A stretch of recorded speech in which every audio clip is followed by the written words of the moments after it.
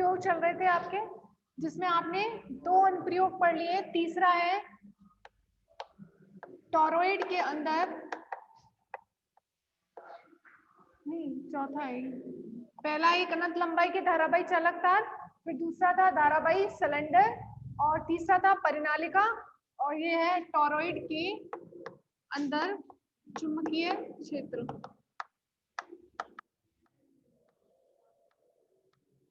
ठीक है, तो टॉरॉइड कैसे बनती है? जब परिनालिका के दोनों सिरों को मोड़कर एक वृत्तीय लूप बना दिया जाता है। परिनालिका के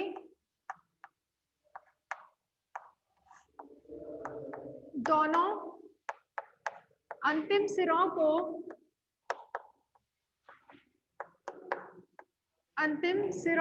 जोड़कर परिनालिका के दोनों अंतिम सिरों को जोड़कर एक वृत्तीय लूप बनाया जाता है, तो वह टॉरॉइड कहलाती है।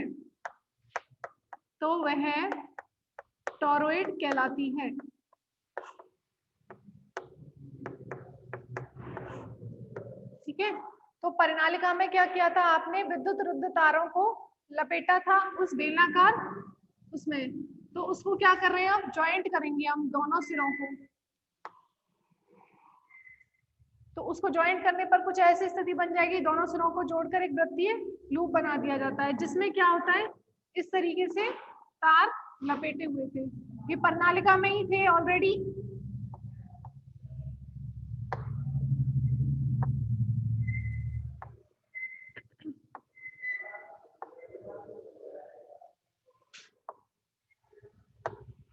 ठीक है, तो इसमें जो वृत्तीय लूप ऑलरेडी हैं, विद्युत रुद्ध तार लपेटे हुए हैं, जिनमें धारा क्या प्रवाहित हो रही है? मान लीजिए आई धारा प्रवाहित हो रही है, तो आई धारा प्रवाहित धारा की दिशा में इस तरीके से आप इसको करेंगे। हाँ, दाहिने हाथ की उंगलियों को धारा की दिशा में मोड़ेंगे, तो अंगूठा किसको प्रदर्शित करता है? चुंबकीय क्षेत्र की दिशा को। तो इसमें देखो, इस वाले वृत्तीय लूप में आप उंगलियों को ऐसे मोड़ेंगे तो चुंबकीय क्षेत्र ऊपर की तरफ, इसके कारण, फिर इसके कारण चुंबकीय क्षेत्र, इसके कारण चुंबकीय क्षेत्र, इस तरीके से होगा।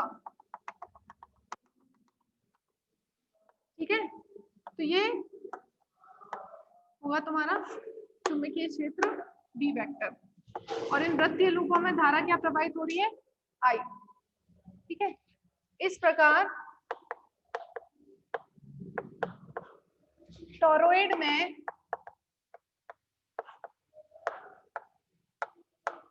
जब धारा प्रवाहित की जाती है,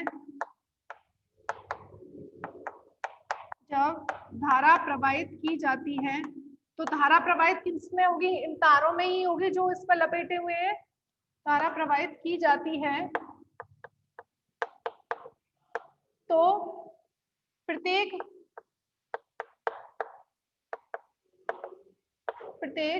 वृत्तीय तार में धारा आई एक समान रूप से प्रवाहित होती है।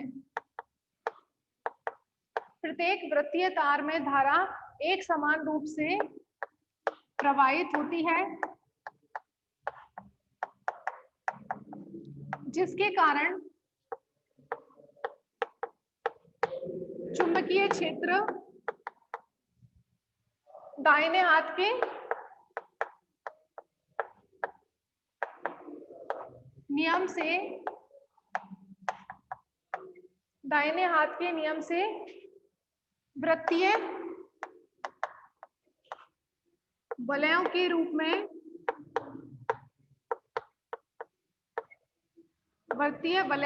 में टॉरॉइड के अंदर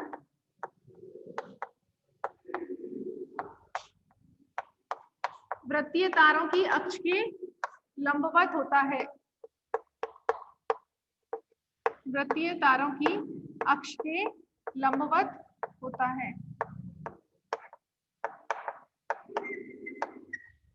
ठीक है, तो इस टॉरॉइड में जब धारा प्रवाहित की जाती है तो प्रत्येक तार में धारा प्रवाहित होती है, और प्रत्येक तार में धारा प्रवाहित होने के कारण दाहिने हाथ नियम से चुंबकीय क्षेत्र की किस तरीके से होता है, टॉरॉइड के अंदर वलय के रूप में होता है और इन वृत्तीय तारों के अक्ष के लंबवत होता है। जैसे ये वाला वृत्तीय तार है, इसकी अक्ष के कैसा होगा, लंबवत होगा, यहाँ होगा ना।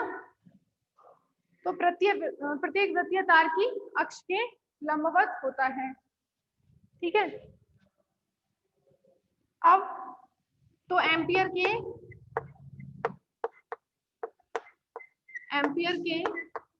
नियम से हमने ये मान लिया कि जो चुंबकीय क्षेत्र है वो इस सेंटर से r त्रिज्या के इस वाले गोले को, जिसमें चुंबकीय क्षेत्र बी वेक्टर है, इसको हमने क्या मान लिया, एक r त्रिज्या का वृत्तीय गोला मान लिया। तो इस वृत्तीय गोले पर चुंबकीय क्षेत्र का मान निकालने के लिए एम्पियर के नियम से क्या होता है, B dot dl is equal to mu 0 sigma I। तो कुल धारा तो I प्रवाहित हो रही है सभी वृत्तीय धाराओं में एक समान रूप से। ठीक है, अब B और dl वेक्टर को क्या लिख सकते हैं, वो जो कल बताया था, B dl वेक्टर नहीं आएगा, मॉड लिख रहे हैं ना, cos थीटा। ठीक है, अब थीटा का वैल्यू 0 है, बिकॉज इस पर आप कहीं भी लेंगे dl और b वेक्टर की दिशा क्या रहेगी, dl भी इसी दिशा में और b वेक्टर भी इसी दिशा में, वृत्तीय वलय के रूप में है ना b वेक्टर। तो b वेक्टर और dl पूरे r त्रिज्या के संपूर्ण पथ पर एक समान होता है। b व dl वेक्टर की दिशा संपूर्ण r त्रिज्या के पथ में एक समान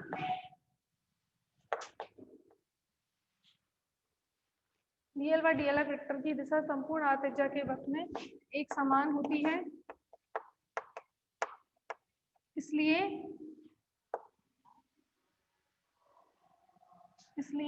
b cos थीटा कितना हो जाएगा, cos 0 इज इक्वल टू 1। ठीक है, cos 0 की वैल्यू 1 हो गई, b को बाहर ले सकते हैं, dl का समाकलन म्यू 0 सिग्मा I।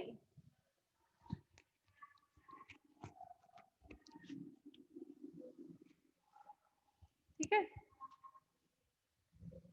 मिटा दूं ऊपर से, dl को क्या लिख सकते हैं आप, हमने एक r त्रिज्या के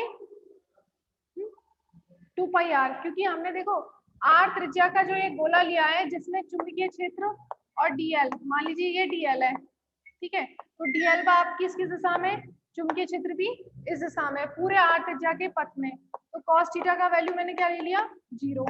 ठीक है, अब dl का समाकलन का मतलब ये क्या है, पूरी परिधि, और वो कितनी हो जाएगी, b इंटू 2 पाई r। यदि हमने इसकी जो त्रिज्या है वो कितनी ली है, capital R is equal to mu 0 sigma I। ठीक है, अब देखो एक तार में धारा I और वो ही I धारा सभी में एक समान रूप से प्रवाहित हो रही है। ठीक है, तो अब मान लीजिए इस पूरे में n घेरे हैं, तो कुल धारा क्या हो जाएगी, NI हो जाएगी ना, क्योंकि एक घेरे में धारा I है और पूरे वृत्त में इस वाले में ये पूरे n घेरे ही आ जाएंगे। तो यदि टॉरॉइड में कुल घेरों की संख्या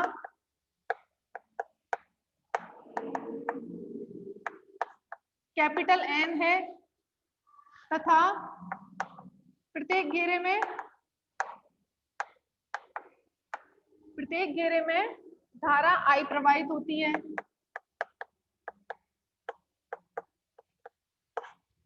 फिर इसको है ना धारा I प्रवाहित होती है, तो सिग्मा ऑफ I कितना हो जाएगा, NI। ठीक है,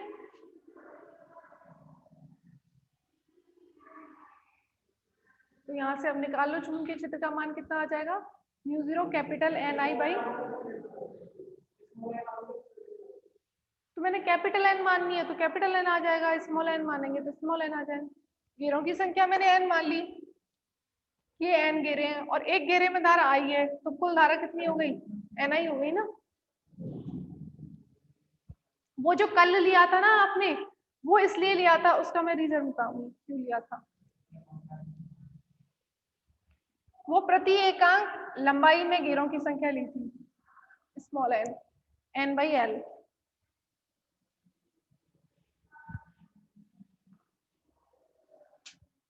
तो यहाँ से b इज टू कितना आ जाएगा, μ0 सिग्मा i का वैल्यू रख दो n i। तो ये 2πr क्या है, नीचे चला जाएगा। ये आता है आपका टॉरॉइड के अंदर चुंबकीय क्षेत्र। अब टॉरॉइड के अंदर ये जितनी भी मोटाई है ना आपकी टॉरॉइड की, ये वाली जो मोटाई है, उस पूरे में ही चुंबकीय क्षेत्र रहता है, ठीक है। अब ये हमने मान लिया कि यहाँ वाली चुंबकीय क्षेत्र निकाल लिया कैपिटल R त्रिज्या पर। अब चुंबकीय क्षेत्र यहाँ भी तो होगा, ऐसे संकेंद्रीय बलों के रूप में होगा चुंबकीय क्षेत्र इसके अंदर, ठीक है। अब यहाँ वाले के लिए लेंगे तो ये कैपिटल R क्या है, चेंज हो जाएगा। तो चुंबकीय क्षेत्र का मान किस पर निर्भर करेगा, इस त्रिज्या R पर, जो त्रिज्या आपने टॉरॉइड के अंदर ली है किसी बिंदु से, ठीक है, उसके इनवर्सली प्रोपोर्शनल है।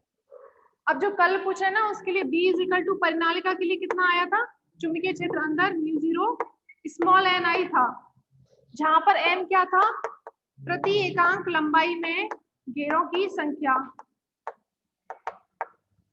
या फेरों की संख्या, ऐसे बोल सकते हैं, जो फेर मतलब ये वाले की संख्या। प्रति एकांक लंबाई मतलब परिनालिका की टोटल लंबाई कैपिटल L, कुल घेरों की संख्या कैपिटल N। तो स्मॉल n इज टू लिया था कैपिटल N/L। यहाँ पर तो अब लंबाई है ही नहीं, त्रिज्या है, ठीक है। और उसमें भी आपने क्योंकि परिनालिका में कैसे निकाला था, इस तरीके से परिनालिका थी, बाहर तो चुंबकीय क्षेत्र क्या होता है, 0 ही होता है। अंदर के लिए हमने इस बॉक्स को लिया था। अब इस बॉक्स में हमने इसकी लंबाई स्मॉल l माननी थी, तो इतनी लंबाई में घेरों की संख्या कितनी ली थी, यदि प्रति एकांक लंबाई में स्मॉल n है तो स्मॉल l लंबाई में nl, और टोटल लंबाई यदि इसकी कैपिटल L है तो कुल घेरों की संख्या कितनी हो गई थी, small n into capital L। हाँ, यहाँ से आ रहा है ना small l into capital L। तो जब इसके लिए निकाली थी तो कितनी आई थी घेरों की संख्या, nl। प्रति एकांक लंबाई में जो होता है उससे मल्टीप्लाई करते हैं, तो प्रति एकांक लंबाई में इस वाले बॉक्स के लिए घेरों की संख्या देखी थी तो nl, और टोटल लंबाई में देखेंगे तो कितनी आएगी, n इंटू कैपिटल L, ठीक है।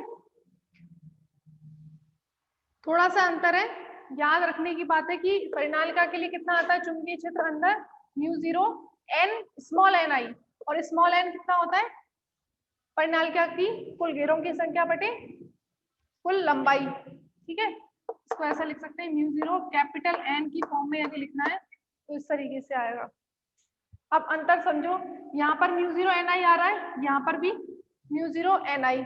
ये टॉरॉइड क्या है, एक वलय बन गई है, तो 2πr आ गया। परिनालिका क्या होती है, एक लंबी परिनालिका होती है, तो उसकी क्या आ रही है नीचे, लंबाई। बाकी चीजें सेम है।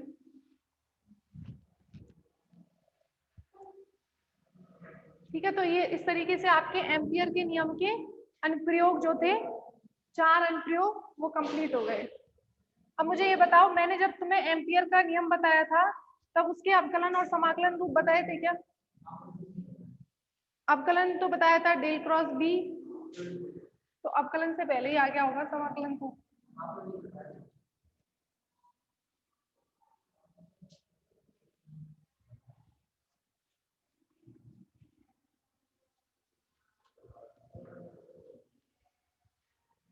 ये था आपका b dot d l is equal to μ0 sigma i, ठीक है। ये आपका एम्पियर का नियम था।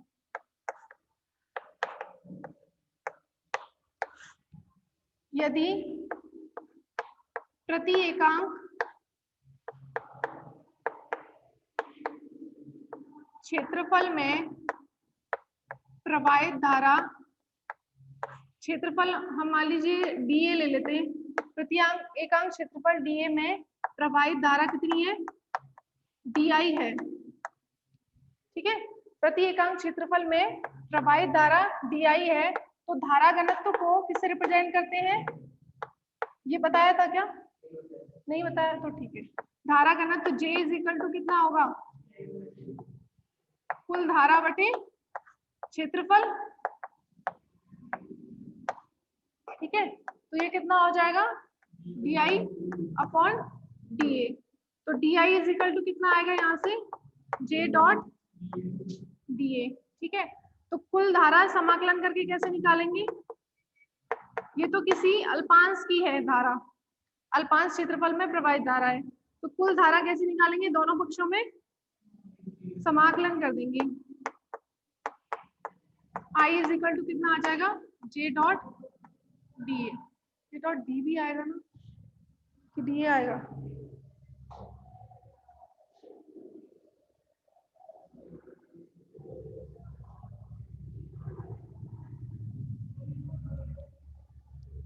ये मान मैं यहाँ रखती हूँ, तो क्या आएगा,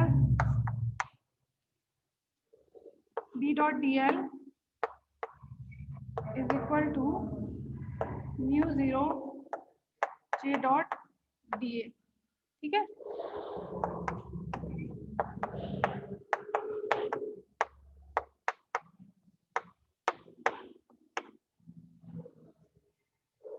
अब रेखा समाकलन को, स्टोक का कर्ल प्रमेय से रेखा समाकलन को पृष्ठ समाकलन में बताया जा सकता है, डेल क्रॉस बी डी। सही है ना। अब देखो स्टोक का कर्ल प्रमेय क्या था, याद है, फर्स्ट यूनिट क्यों नहीं पढ़ रहे हो तुम लोग, पढ़ोगे नहीं उसको, पढ़ेंगे। स्टोक का कर्ल प्रमेय क्यों यूज किया जाता है, स्टोक का कर्ल प्रमेय रेखा समाकलन को पृष्ठ समाकलन में बदल सकते हैं और पृष्ठ समाकलन को रेखा समाकलन में, ठीक है।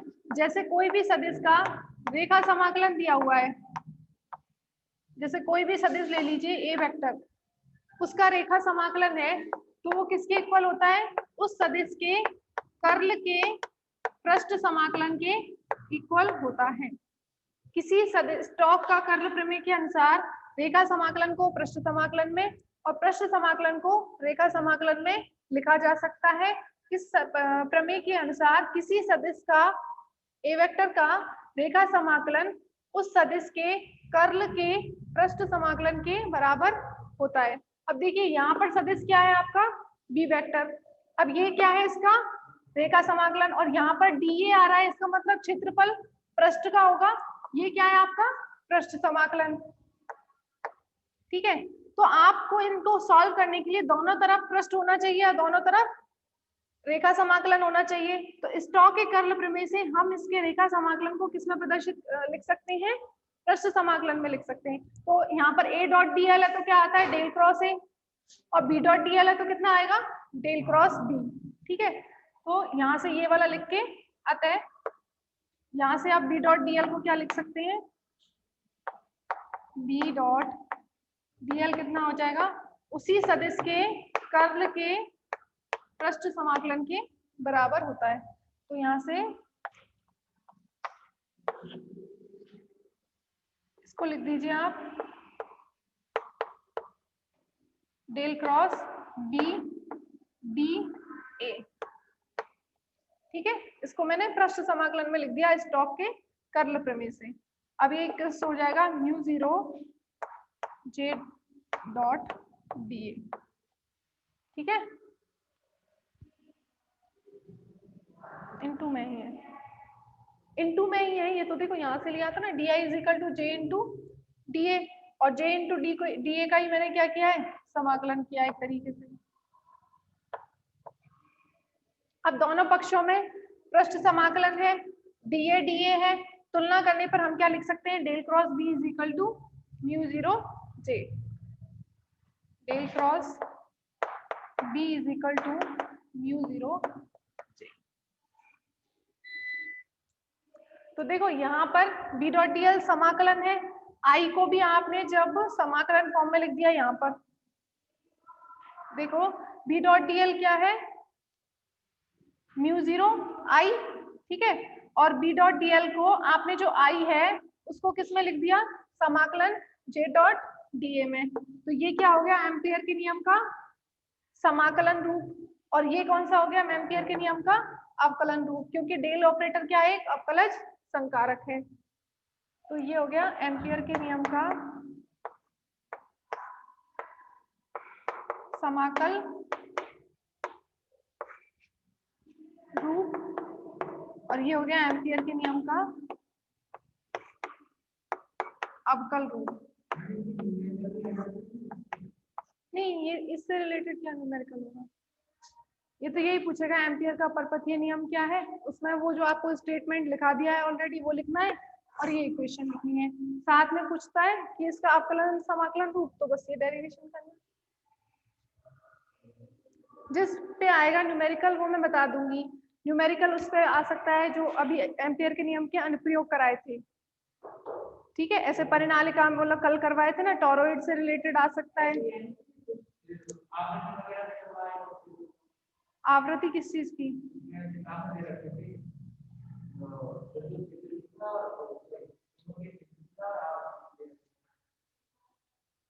और यदि आपको इसमें मतलब देखना है कि एग्जाम कैसा आता है, प्रीवियस ईयर के पेपर ले लेना, 5 साल के पेपर कर लोगे ना तो आधा पेपर तो उसी में से आता है, 5 साल के पेपर में से, और उनमें जो जो क्वेश्चन आए ना न्यूमेरिकल भी सीधा रिपीट ही होते हैं, वो कर लेना।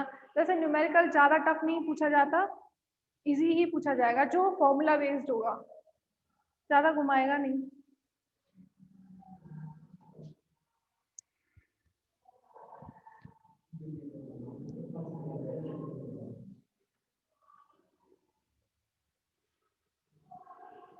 अभी तुम्हें ऐसा लग रहा होगा ना कि बीएससी की फिजिक्स तो बहुत इजी है, हैं? क्योंकि इसमें काफी कुछ 12th का सा चल रहा है, बाकी 2 पेपर है ना वो निकालेंगे। सही बात।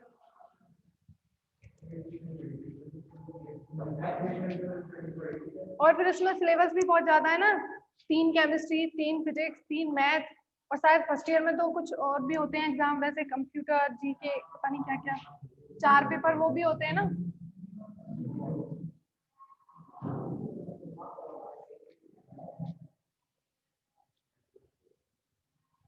नहीं, ऑप्टिक्स तो फिर भी अच्छा है, पेपर तो सभी ठीक है, पर डिफिकल्टी उसमें होती है कि इतनी सारी चीजें आपको माइंड में रखनी है।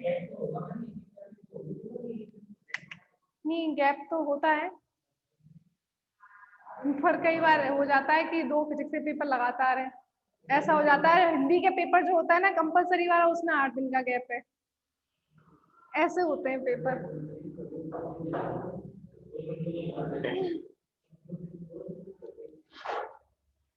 नेक्स्ट है चुंबकीय सदिश विभव।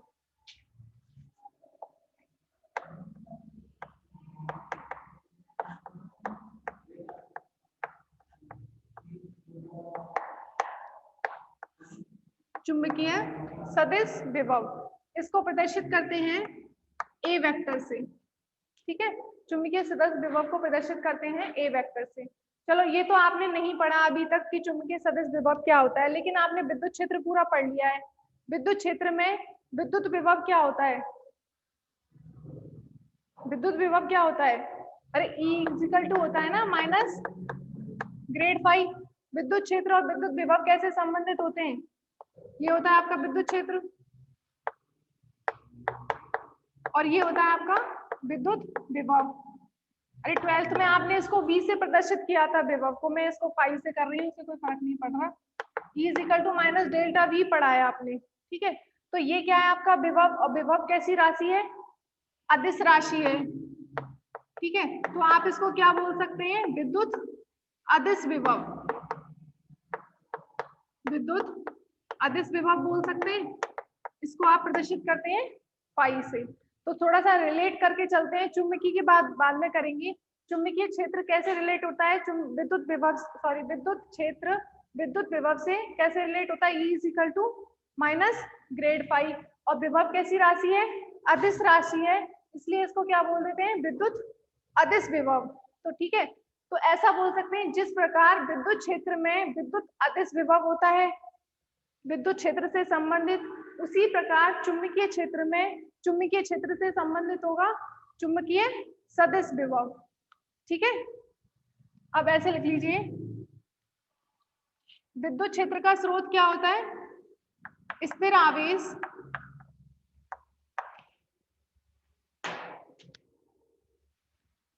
स्थिर आवेश विद्युत क्षेत्र का स्रोत होते हैं। स्थिर आवेश विद्युत क्षेत्र का स्रोत होते हैं तथा संबंधित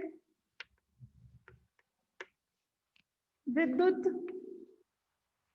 विभव, विद्युत क्षेत्र से संबंधित क्या होगा? विद्युत विभव फाई तथा विद्युत विभव फाई विद्युत क्षेत्र से, विद्युत क्षेत्र ई वेक्टर से निम्न प्रकार संबंधित होता है।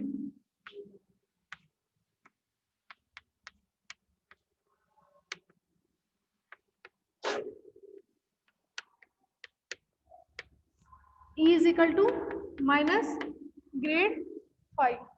रिजॉइन, अच्छा रिजॉइन करो 13 13 19।